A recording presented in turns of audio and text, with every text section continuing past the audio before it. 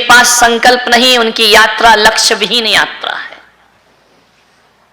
वो चल तो रहे हैं लेकिन पहुंच कहीं नहीं रहे हैं। वो सब कुछ कर रहे हैं लेकिन उन्हें प्राप्त कुछ नहीं हो रहा है। कहीं ऐसी तो हमारी जिंदगी नहीं कि हम धर्म भी कर रहे हैं, पूजा पाठ भी कर रहे हैं, भगवान का सुमरन भी कर रहे हैं, पहुंचे कहां? जहां आप थे। अभी देखना, आज क्या 3 दिन तो बचे हैं, 3 4, हाँ गिन रहे हो, बहुत बढ़िया। 4 दिन शेष बचे हैं। 4 दिन के बाद ये देखना कि मैं कहां पहुंचा हूं। ऐसा तो नहीं कि 10 दिन पूजा की, पाठ किया, भगवान का भजन किया, सुमरन किया, उपास किया, प्रवचन सुने, लेकिन 10 दिन के बाद जहां बुद्धू राम खड़े थे वहीं खड़े हैं। चले कहां? चले तो बहुत, लेकिन एक वो होता ना कोल्हू का बैल, देखा? समझ आ रही हिंदी? उसकी आंख में पट्टी बांधी जाती है, दिन भर चलता है, चलते जाता है, चलते जाता है, वो आंख में पट्टी बंधी है और एक लकड़ी में बंधा हुआ गोल गोल घूम रहा है, गोल गोल घूम रहा है, घूमते जा रहा, घूमते जा रहा। अब वो बैल क्या सोच रहा है? चलो आज तो मैं 50 किलोमीटर चल गया, आज तो मैं 100 किलोमीटर चल गया। और हकीकत में दिन भर में वो इतना चल लेता है, लेकिन आपको मालूम होना चाहिए कि जो बैल दिन भर चल रहा है, चलता तो बहुत है, लेकिन जब पट्टी खुलती है ना, जहां से चला था अपने को वहीं खड़ा पाता है। वही चला तो बहुत है लेकिन पहुंचा कहीं नहीं है। ध्यान रखिए, आपको 10 दिन की साधना करके मिला क्या, ये सोचना बहुत जरूरी है। ऐसा ना हो कि कोल्हू का बैल चल रहा है, चल रहा है, चल रहा है, मंजिल तो है ही नहीं। कोल्हू के बैल की कोई मंजिल होती है क्या?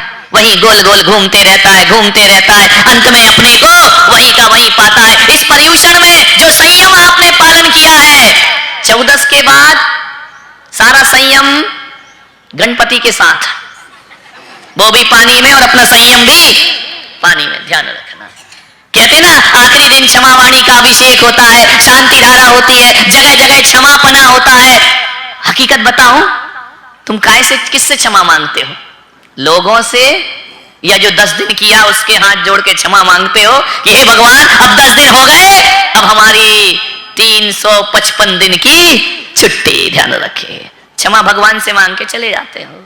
नहीं, क्या हुआ, क्या घटा हमारे जीवन में, देखिए क्या खोया हमने, क्या पाया हमने। आपको जो कॉपियां दी गई है ना, उसमें लिखना इन 10 दिन में हमने क्या खोया है और 10 दिन में हमने क्या पाया है। अपना रिजल्ट खुद तैयार करना।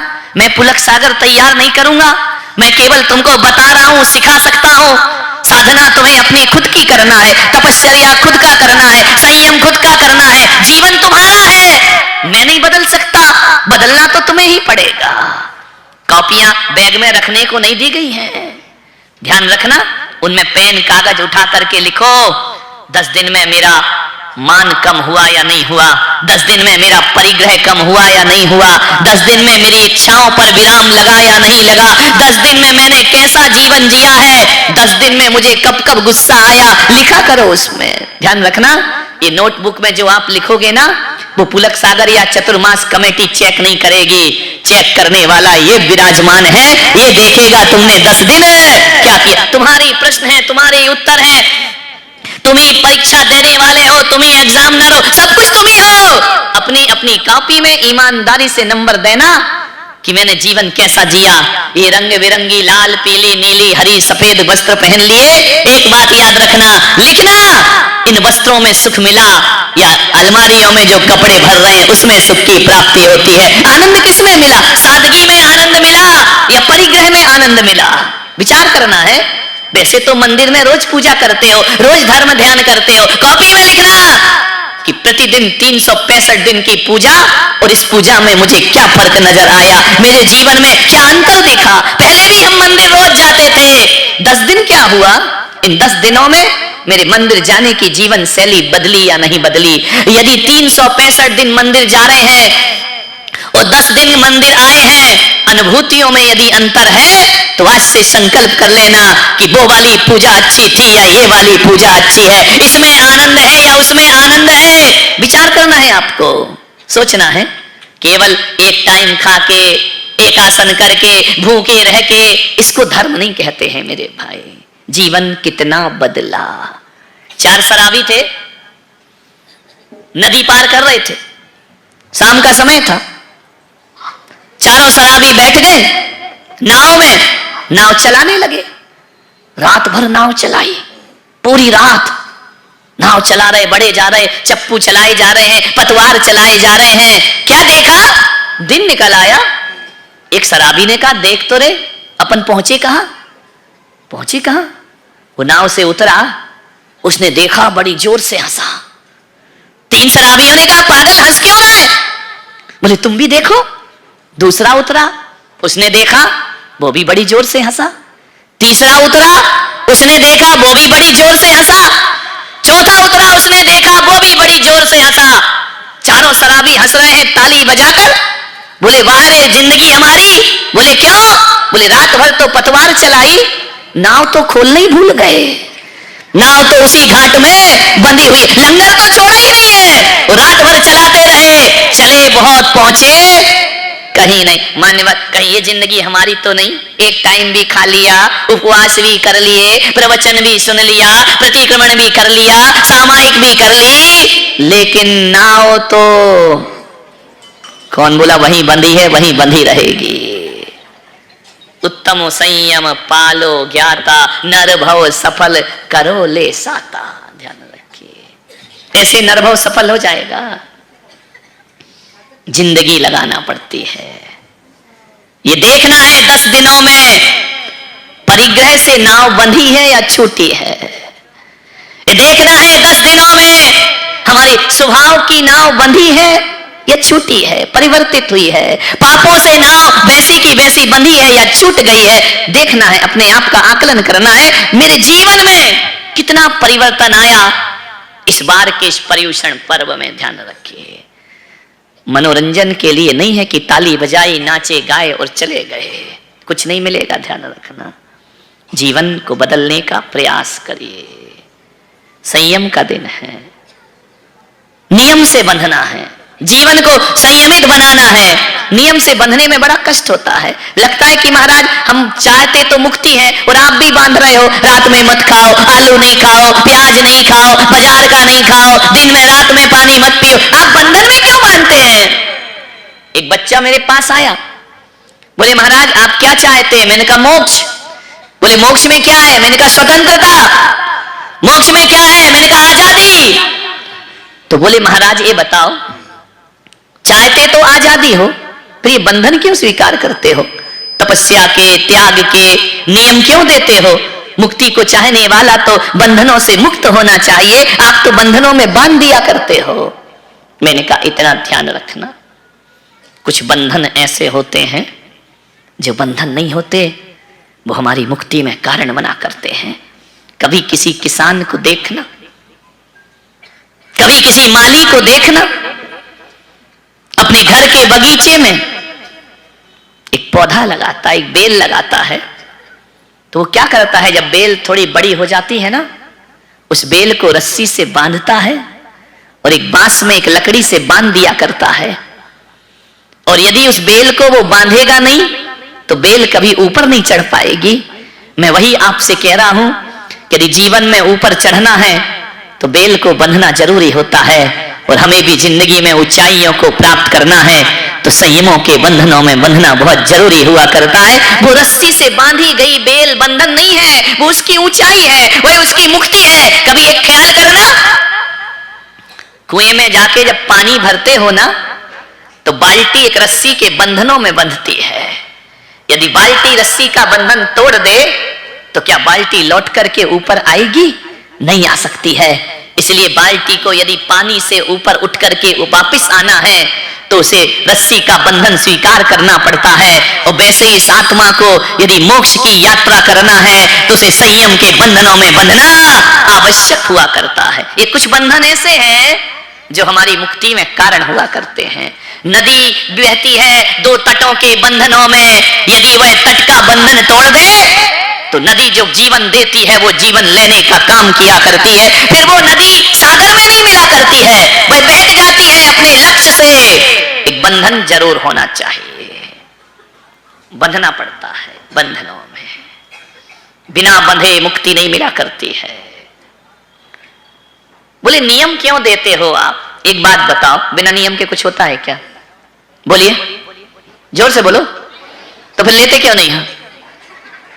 जानते भी हो कि बिना नियम के कुछ नहीं होता, जान रहे हो, लेकिन बिना नियम के कुछ नहीं कर सकते। एक बात बताइए, आपको लिखना सीखना है तो उसका भी कुछ नियम है या नहीं है? पढ़ना सीखना है, उसके भी कोई नियम है? खेलना सीखना है, खेलने के भी नियम हुआ करते हैं। भोजन बनाना सीखना है तो भोजन बनाने का भी कोई नियम हुआ करता है। बिना नियम के तो आदमी भोजन भी नहीं बना सकता है। आप विचार करिए, एक मकान बनाना है तो उसके भी कुछ नियम हुआ करते हैं, एक फर्नीचर लगाना है तो उसके भी कुछ नियम हुआ करते हैं, रुपया पैसा कमाना है उसके भी कुछ नियम हुआ करते हैं। अरे दुकान समय पे खोलना और समय पे बंद करना, ये भी दुकान का एक नियम हुआ करता है। व्यापार में कितना मार्जिन लेना, ये भी उसका नियम। बिना नियम के तो दुकान नहीं चलती मेरे भाई। यदि आप दुकान खोलने का समय है और दुकान बंद करने का समय है, वो समय पर नहीं खोलोगे, समय पर बंद नहीं करोगे तो दुकान को चौपट होने में ज्यादा देर नहीं लगा। हर चीज का नियम। कौन सा नहीं? एक चाय बनाओ ना, 5 रुपए की, 10 रुपए की, उसका भी कुछ नियम होता है। कितनी चीनी डालना, कितनी चाय पत्ती डालना, कितना दूध डालना, कितनी देर उबालना, ये सब नियम है, ध्यान रखना। बिना नियम की जिंदगी कैसे चलेगी? जब सांसारिक कामों में नियम की जरूरत पड़ती है तो मोक्ष पाने के लिए तो संयम और नियम की आवश्यकता बहुत पड़ा करती है। बिना नियम के कुछ। एक आदमी बोले, महाराज जिसको करना है करे, जबरदस्ती क्यों कराते हो? जबरदस्ती मंदिर जाने का नियम लो, अभिषेक का नियम लो, महाराज को आहार का नियम लो, ये जबरदस्ती आप लोग क्यों करते हो? एक महालक्ष्मी लॉन्च में आया था एक आदमी मेरे पास, उसने मुझसे पूछा, ये महाराज लोग जबरदस्ती नियम क्यों दिलाते हैं? मैंने इतना ही कहा कि बेटा जब तू बहुत छोटा था ना तो तू स्कूल जाना नहीं चाहता था, माँ बाप ने जबरदस्ती स्कूल भेजा था या नहीं भेजा था? तू तो जाता ही नहीं था कि मम्मी मैं स्कूल नहीं जाऊंगा, मम्मी ने चॉकलेट की लालच दी, कभी मार का डर दिखाया, जबरदस्ती तुझे स्कूल भेजा। अरे कुछ चीजें ऐसी होती हैं जो जबरन आदमी से कराना पड़ती है। यदि करेगा नहीं तो वो अपने जीवन की उन्नति नहीं। सासू डांट डांट के तो सिखाती है ना, ऐसा कर, बड़ों से कैसे बोलते हैं, छोटों से कैसे, क्या मम्मी तुम बोलती रहती हो? उसका बोलना तुम्हारे जीवन का उत्थान हुआ करता है, ध्यान रखना। यदि माँ रोकती है तो उसमें तुम्हारा उत्थान हुआ करता है। आज एक माँ बाप अपने बच्चे से पूछते हैं, एक लड़की यदि 9 बजे रात को घर लौटती है तो क्या माँ बाप उससे इतना भी नहीं पूछ सकते कि तू लेट क्यों लौट रही है? माँ बाप इतना भी नहीं पूछ सकते कि तू दिन भर कहाँ रहती है? मेरी माँ रोक टोक करती है, रोक टोक नहीं करती है। यदि माँ बाप रोक टोक नहीं करेंगे तो आदर्श और इंसानियत की जिंदगी तुम्हारे हाथ में नहीं है। इनका बोलना, रोकना, टोकना तुम्हारे जीवन का उद्धार हुआ करता है, ध्यान रख। हमारे गुरु हैं, वो हमें भी तो दंड देते हैं ना। हम मुनियों से गलती हो जाए, गुरु प्रायश्चित दिया करते हैं, गुरु दंड दिया करते हैं। हम मुनि हैं, कोई नियम तोड़ेंगे तो आचार्य हम पर अंकुश रखा करते हैं, ध्यान रखिए। यदि हम उनके अंकुश को स्वीकार ना करें, उनकी डांट को स्वीकार ना करें, उनके प्रायश्चित को स्वीकार ना करें तो ध्यान रखना, आप मुनि तो बन सकते हैं लेकिन भगवान बनने में आपको भी बहुत ज्यादा वक्त लगे। भगवान नहीं बन सकते हैं, ध्यान रखिए। आदमी सोचता है हम पे कोई बंधन नहीं होना चाहिए, हम पे कोई नियम नहीं होना चाहिए, हम पे कोई कानून नहीं लगना चाहिए। कानून नहीं होंगे, नियम नहीं होंगे तो जीवन का लक्ष्य कैसे प्राप्त होगा? मैंने बताया था ना कि एक लड़की ने मुझसे कहा कि महाराज मेरी माँ मुझ पे बहुत अंकुश लगाती है, भैया पे नहीं लगाती। वो 10 बजे भी आए तो कुछ नहीं बोलती है, वो कैसे भी कपड़े पहने कुछ नहीं बोलती। मैं कपड़े पहनूं तो फिर टोक लगती है, ऐसे क्यों पहनती है, कहाँ जाती है, किससे मिलने जा रही है। मैं सहेली के घर भी जाऊं तो मुझ पे बहुत निगरानी रखी जाती है, और भैया यदि कहीं भी घूमता रहे उसको कोई कुछ नहीं बोलता है। मेरे माँ बाप अच्छे नहीं हैं महाराज। मैंने बताया था कि तेरे माँ बाप बहुत अच्छे हैं, ध्यान रखना। बोले कैसे अच्छे हैं? मैंने कहा ध्यान रख, लड़की और लड़का, बोले इतना भेदभाव क्यों होता है हमारे परिवार में? मैं कुछ भी करूं तो मुझ पर पाबंदियां लगती हैं, मुझ पर रूल्स बनाए जाते हैं, भैया पे कोई रूल्स नहीं बनता है। मैंने इतना ही कहा था कि बाजार जब जाते हो तो कुछ लोग सब्जी भाजी लेकर आते हैं, कुछ लोग हीरा मोती लेकर आते हैं। एक बात बताओ, जब हीरा मोती लेकर बाजार से आते हो तो हीरे मोती को कहाँ रखते हो? तो बोले तिजोरी में रखते हैं। तिजोरी के अंदर भी लॉकर होता है, लॉकर के अंदर भी एक डिब्बी हुआ करती है, उस डिब्बी में रख के लाल कपड़े से बांध दिया जाता है। और इनका सब्जी भाजी कहाँ रखते हो? बोले वो तो बाहर पड़ी रहती है, टेबलों में रखी रहती है, अलमारी में रखी रहती है, एक टोकरी में रखी रहती है। मैंने कहा एक बात याद रख बेटा, जो हीरा होता है उसकी सुरक्षा की जाती है, जो सब्जी भाजी होते हैं कहीं भी पड़े रहते हैं। बेटी समाज का हीरा होती है, इसलिए माँ बाप उसे संभाल करके रखा करते हैं। और लड़के कौन बोला सब्जी भाजी होते हैं? ध्यान रखिए, जितनी पाबंदी तुम उतने कीमती हो, ध्यान रखना। 2 कौड़ी की चीजों पे कौन पाबंदी लगाएगा? महंगी चीजों की सुरक्षा की जाती है, ध्यान रखिए। यदि आप पे ज्यादा नियम, कोई महाराज कोई साधु आपको नियम दे रहे हैं, संकल्प दिला रहे हैं, तो ये मत सोचना कि कहां से महाराज के पास आ गए। आज तो आ गए, कल से महाराज तुम इंतजार करना, हम तुम्हारे चंगुल में फंसने वाले नहीं हैं। नादान है ये लोग। यदि किसी साधु ने कोई नियम दिला दिया, साधु सभी को नियम नहीं दिलाते, यदि किसी को नियम दिला दिया तो ये मान के चलना हम साधु की नजरों में कीमती इंसान हो गए हैं। वरना हर किसी को संत आदेश नहीं करता है, हर किसी को संत कोई काम नहीं बताता है, हर किसी को संत कोई नियम संकल्प नहीं दिया। इसका मतलब है कोई तुम पर निगरानी रख रहा है, कोई तुम पर बार बार रोक टोक कर रहा है, आप उसकी नजरों में बहुत कीमती इंसान है। ध्यान रखिए। जाओ, कुछ याद आ गया होगा। आ जाता, महिलाएं हैं, दूध रखाई होगी गैस पे, बंद करना भूल गई होगी, अब याद करके भी क्या करेगी, अब तो तपेली जल गई होगी। ध्यान रखिए, नियम संयम से बंधिए। बहुत आनंद है नियम में, संयम में। मेरी एक मर्यादा है ना, मैं साधु हूं, मैं बाजार में घूमने लगूं जाके, तुम मुझे नमस्ते करोगे? बोलिए, नहीं करोगे ना? बोलो ना जोर से, नहीं करो, डर काहे को रहे हो? अच्छा, बाजार में घूमो तो नमोस्तु करोगे? यदि तुम मुझे बाजार में घूमते हुए नमोस्तु करो तो ऐसी समाज का साधु बनने से फायदा क्या है मुझको?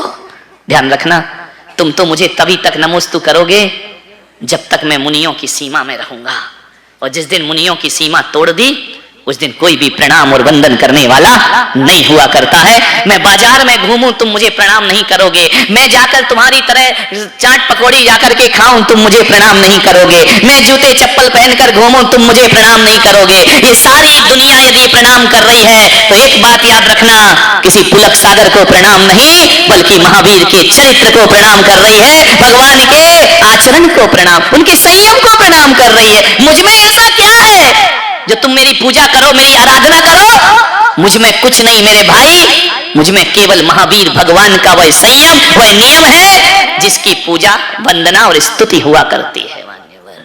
सोचना है आपको, नियम में बंद करके चलिए। थोड़ा सोच लिया करो कि आज तुम्हारे पास सब कुछ है, कल कुछ ना रहेगा। एक बात बता दो, एक मां से पैदा हुए 2 बच्चे, एक के पास धन दौलत वैभव सब कुछ होता है, दूसरे के पास कुछ नहीं होता है। क्यों? बोलिए। एक पत्थर वो जो भगवान की मूर्ति बनता है और एक पत्थर वो जो गटर में लगता है। क्यों भाई? विचार करिए, सोचिए, क्यों लगता है? एक को बहुत ज्ञान है, एक को ज्ञान नहीं है, एक का बहुत नाम है, दूसरे का नाम नहीं है। क्यों? ऐसा क्यों होता है? इंसान तो सब एक होते हैं ना। लोग कहते हैं हर इंसान एक हुआ करता है, कोई इंसान एक नहीं हुआ करता है। अरे शक्ल से तो सब एक हुआ करते हैं, लेकिन अकल से सभी अलग अलग हुआ। कौन कह सकता है कि इंसान एक है? अरे हर इंसान के कर्म अलग अलग हुआ करते हैं, कोई भला होता है, कोई बुरा हुआ करता है, कोई अच्छा होता है, कोई बुरा।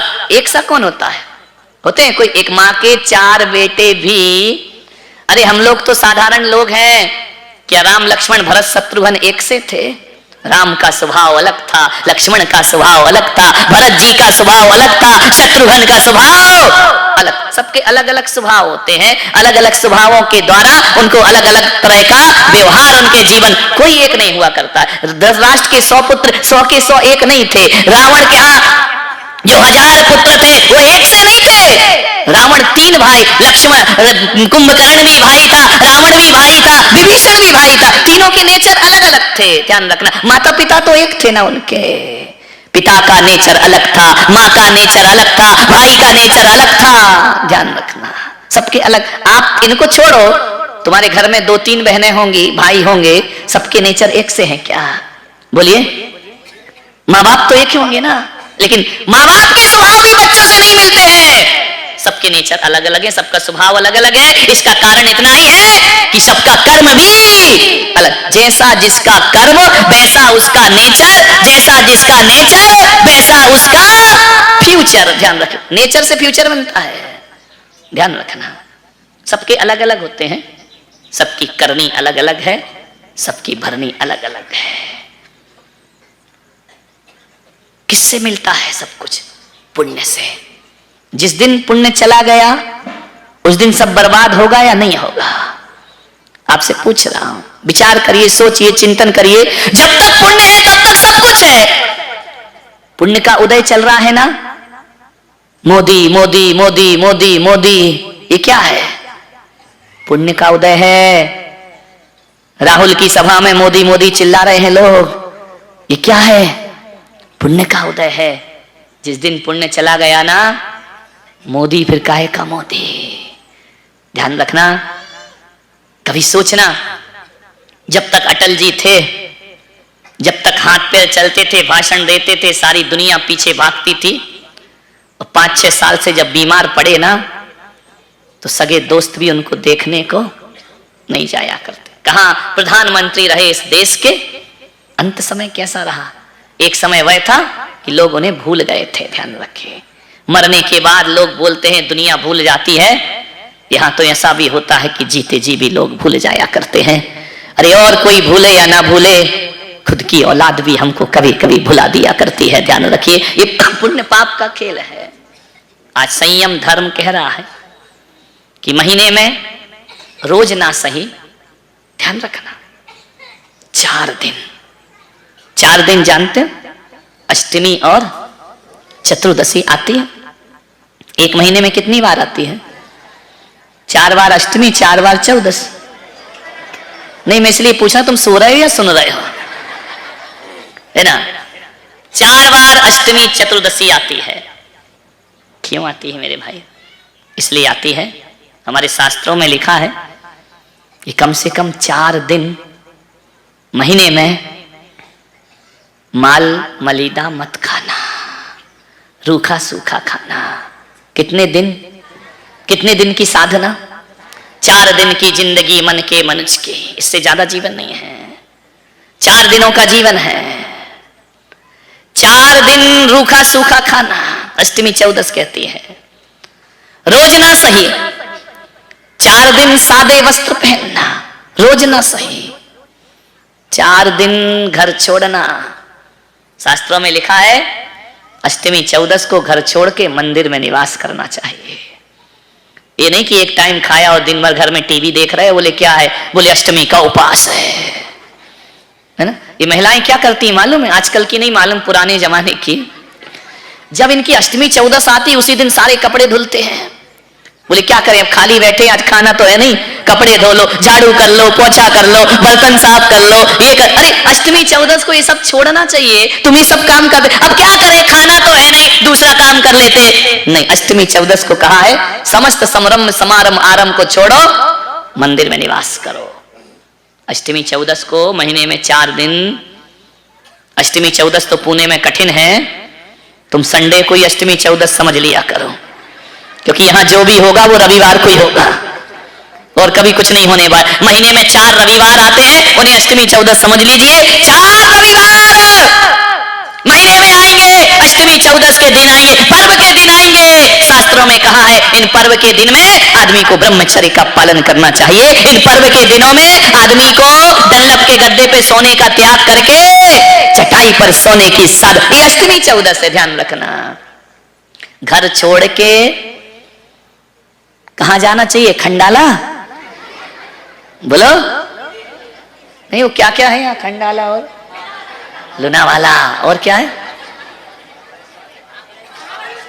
हाँ, ये सब तुम्हारे। मैं सोच रहा हूं कि तुम अपने योग्यताओं का वर्णन अपने मुंह से करो कि हम क्या करते हैं, अपने काम खुद बताओ।